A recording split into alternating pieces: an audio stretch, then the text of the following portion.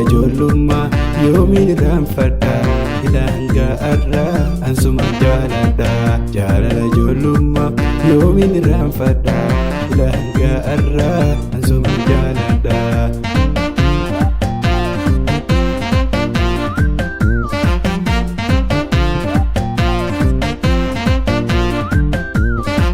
Jaalala ganama maaliif irraanfatta? Akkatii wal barre hundumaa beekta.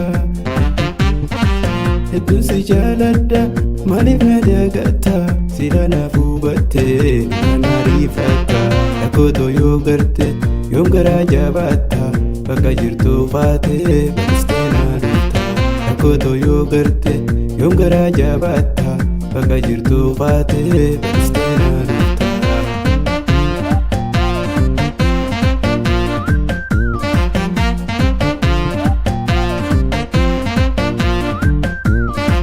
Sinabsu garanko yaa bareedduu tiyya si malee naa je'e hidhee garaan kiyya. Yaada galee jiru ibsituu jireenya kootu na miidheenii jaalalaan fageenya. Taa'us deemuu sobbu sina yaadachiisa sin dagaddu yoomuu ati naaf gaaddisa. Taa'us deemus takka sina yaadachiisa sin dagaddu yoomuu ati naaf gaaddisa.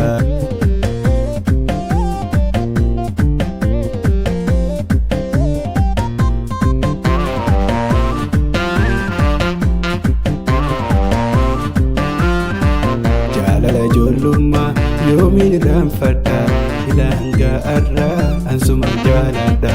Jaalala ijoollummaa yoomiin irraanfadha ilanga arraa ansuma jaaladha.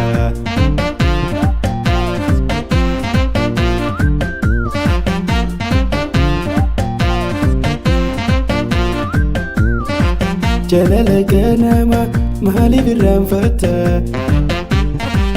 Akkatii wal barre hundumaa beekta. Waan ofiisii malee hin qabu takkaallee na shakkiin jaalatoo suma jaaladhe.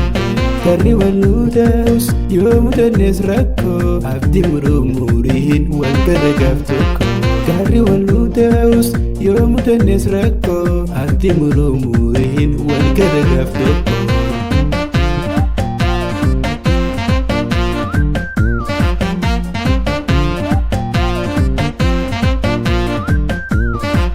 Amma si jaaladhu naaf hin beekne wallee kan hin jaalalateen ofillee wallaalee. Yaada galee jiru ibsituu jireenya kootu na miidheenii jaalalaan fageenya.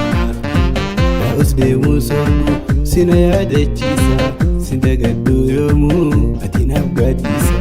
Taa'us deemus takka sina yaadachiisa sin dagaddu yoomuu ati naaf gaaddisa.